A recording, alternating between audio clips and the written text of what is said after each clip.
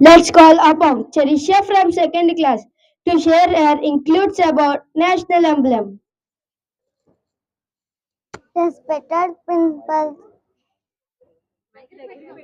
respected principals, good morning all of you. First of all, happy Independence Day to all. Myself, Cherisha. I am studying. I am studying second standard in Shantiniketan English medium school. Today, I am here to explain the speech about our national emblem.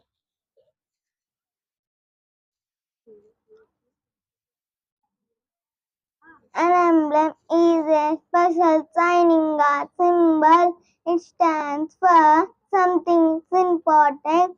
Our country has a national emblem. Indian national emblem has four lions.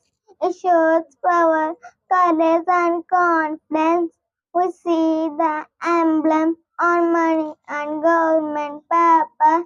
It is taken from the lion capital of Ashoka. The words Sachmev Jayate are written below it. This word means truth always wins. We should respect our national emblem. Thank you. A fantastic presentation. Give her a big clap.